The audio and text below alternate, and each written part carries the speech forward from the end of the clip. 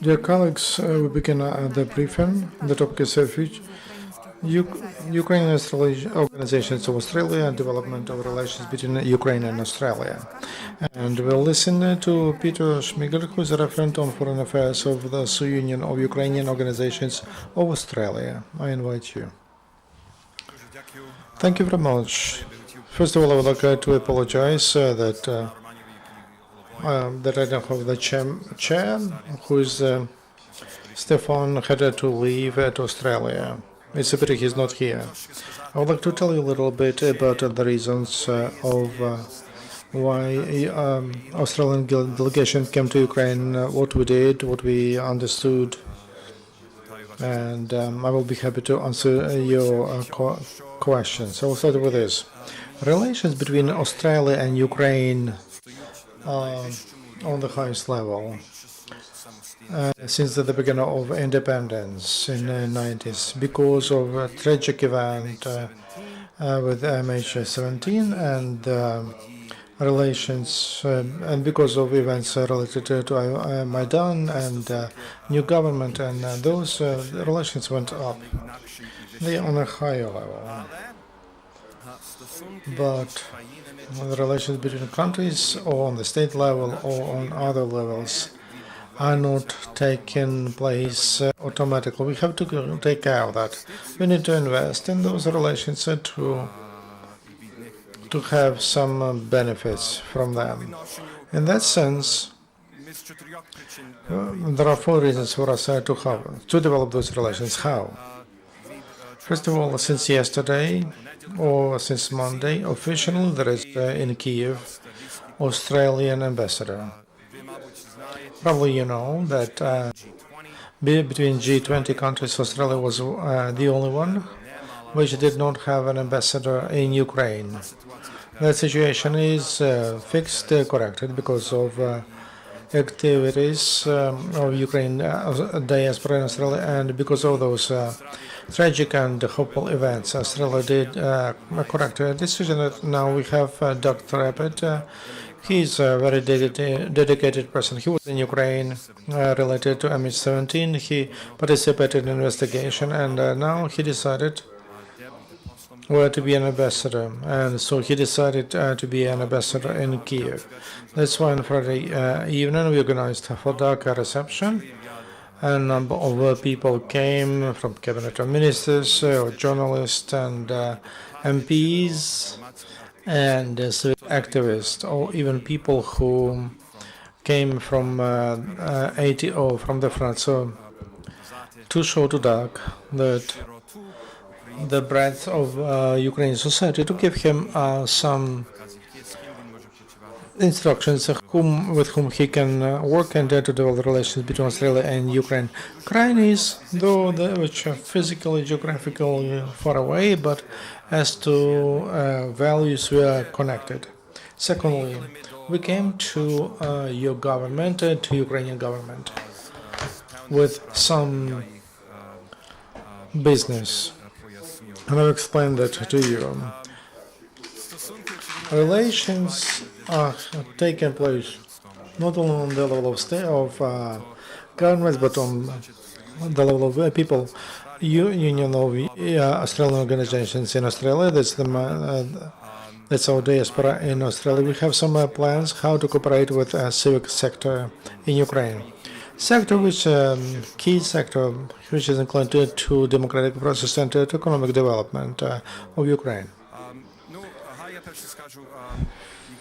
Let me tell you about what issues we raised with the government and also with as speaker. We had a meeting with Presidential Minister of Education, Deputy Minister of Foreign Affairs, Minister of Sports and Youth, as Committee of Foreign Relations in the Council, and a new committee, Ukrainian-Australian Relations in the Parliament. What are the affairs? As I told you, Australia appointed an ambassador to Kiev. Unfortunately, for 2 years approximately, the embassy in Canberra it doesn't have a Ukrainian ambassador. We believe that we have to fix this, and we have to, Ukraine should appoint an ambassador to Canberra. Why? Because we have very close relations and cooperate with Australian government, with Prime Minister, who, by the way, he was in Ukraine in 1884, like as an Oxford student, and. And I know him and other Ukrainians know him who live in Australia.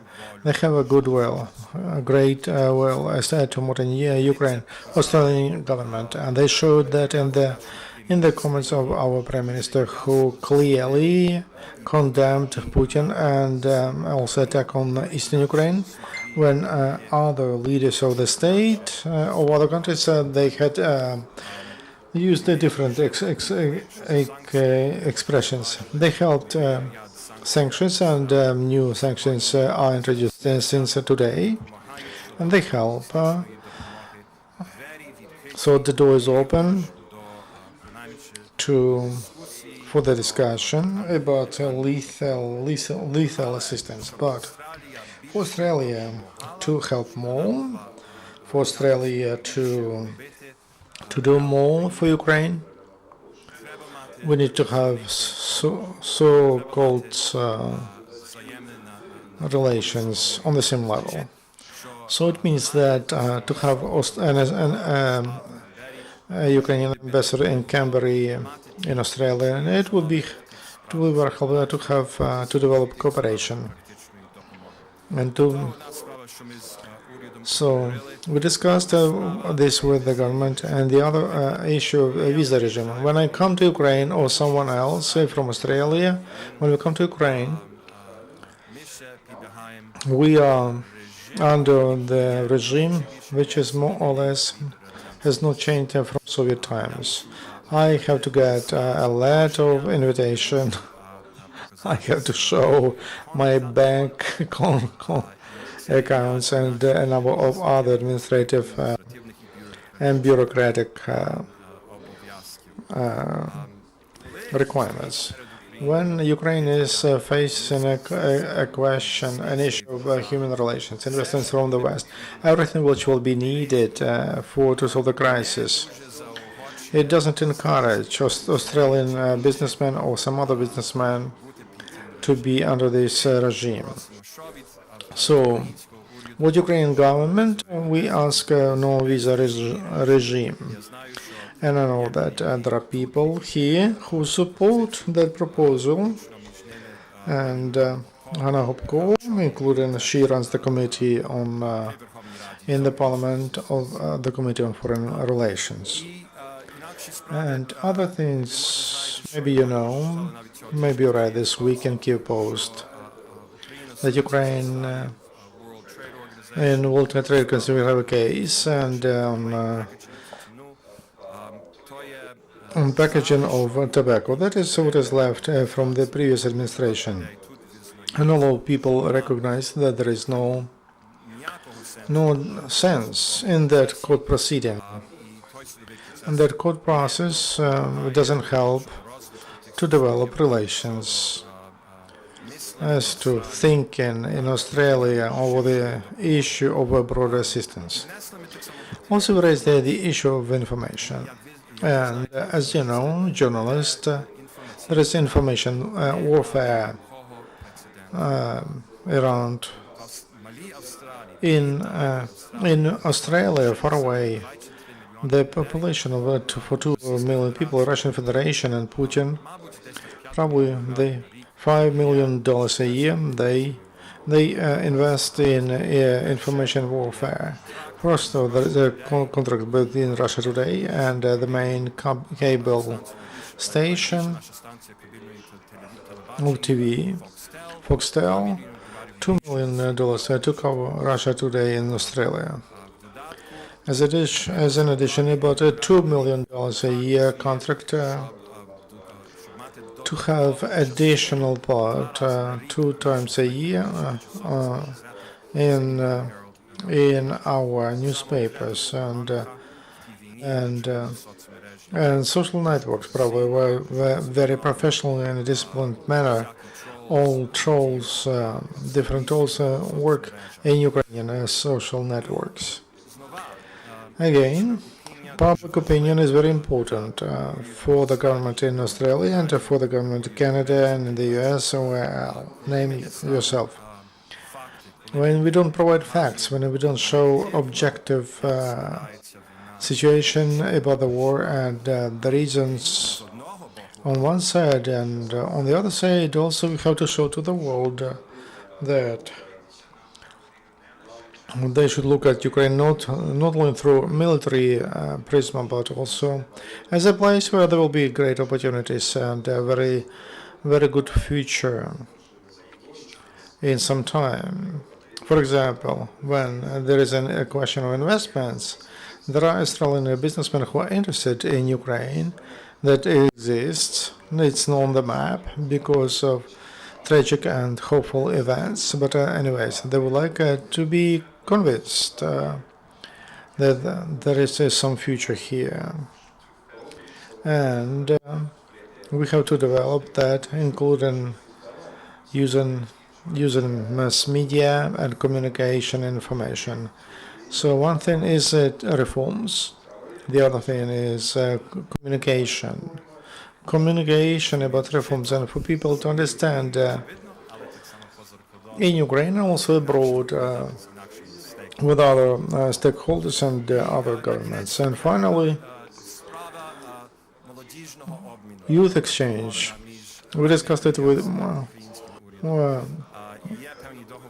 there are some agreements with the government that Australian youth should come to Ukraine in the summer. There is a plan in the Ministry of Education to have intensive camps of English, and that makes sense. And for Australian youth to come as volunteers and to participate in such programs. Also, other programs that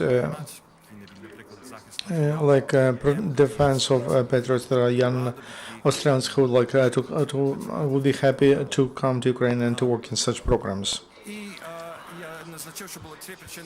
So, and the last reason is to improve relations with the civic sector. And now we have a planned a conference during this Ukrainian independence, bilateral relations conference between Ukraine and Australia. We will be partners from other side, Union of Ukrainian organizations, and from Ukraine there will be a civic organization, and we'll announce officially. What are the topics? Ethical business, transparent business, youth leadership, multicultural, democratic reforms. What can you learn from Australia, etc. Those conferences will take place in Melbourne and in Kiev, and we know that we will have some support from Australian government to do that. Also, we have the meetings with our friends in the civic sector on humanitarian program, and Australia collected more than $200,000 for those from Ukrainian diaspora. 100 Australia, though we are small, we are trying to help, and we will continue our assistance because our hearts are with you. We care. We sympathize to those families who suffered because of that huge conflict that came to your country from your neighbor. So successful visit, a lot of meetings and we started concrete work, and there are practical projects, and time is not just to look at the crisis, but also to look at how Ukrainian-Australian relations could help Ukraine in the future. Hopeful future. Thank you. You told that yes, Ukraine must communicate about more about reforms. So could you explain what kind of information business of Australia needs? What is missing? What would be your advice to our new young reformers? As I told you, reform is one thing. To give knowledge to people about reforms, that's a different one more thing. Without communication, without information, without if population here or abroad doesn't understand the reforms, they cannot be successful. So public support and participation in the reform process for success, it's important that the public is informed. So everything is needed in Australia. So there is not enough information. There is not a clear program, no clear advertisement of the process of reforms in Ukraine. And the government understands, and people understand that the government is different. There was a Maidan, that they would like to have democratic life, normal European life, and that they would like to develop economically, but the specifics, details about around anti-corruption reforms, around financial reforms, there is no knowledge about that, and that is something needed, because that creates confidence for people to come because of human reasons, family reasons, social reasons, or business reasons. Could you be more concrete, more specific about the plans of Australian businesses to come into business? Maybe somebody spoke to your organization. I understand that that there are some problems. There is a dispute in WTO, but who can come? Who's interested?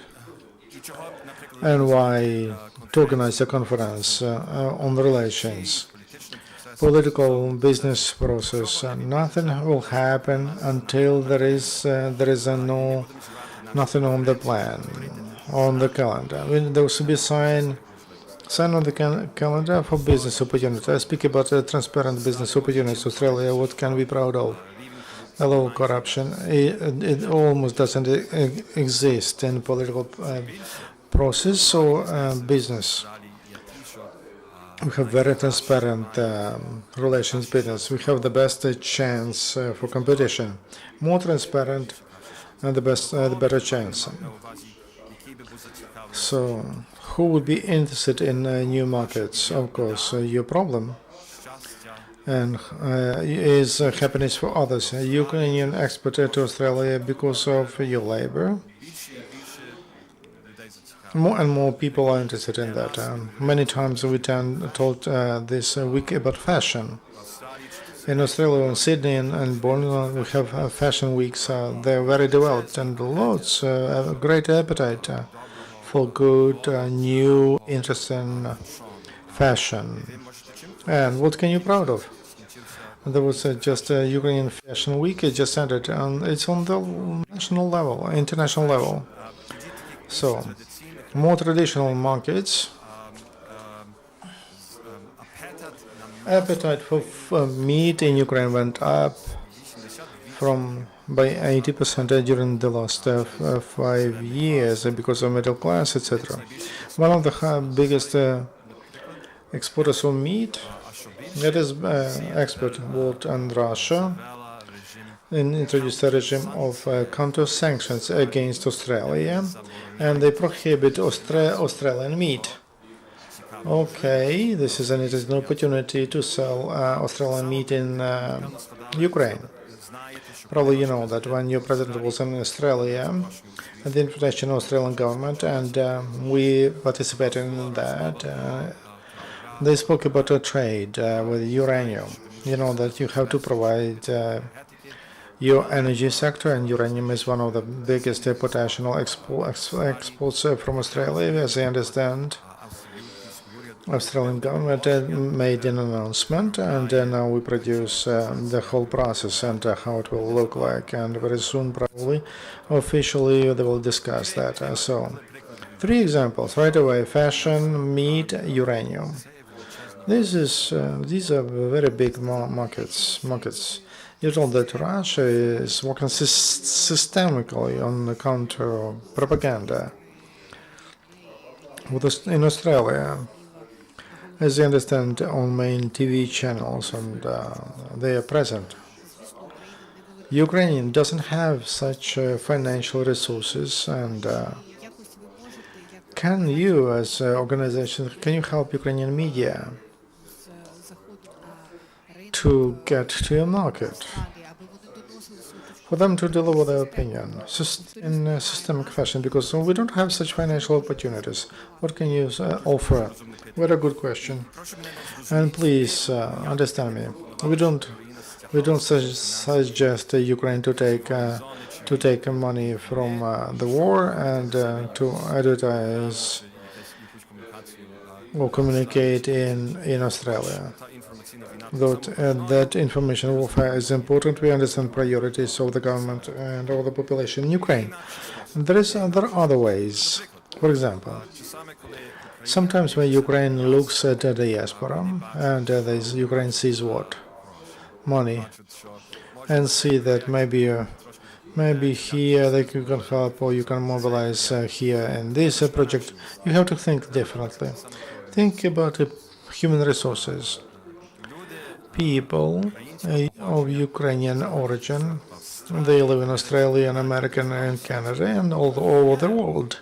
They are professional journalists, professional producers, and they work anywhere in the world of communication. You don't need to do a lot to bring them together, for them to understand the strategy, communication strategy, for them to understand those key messages.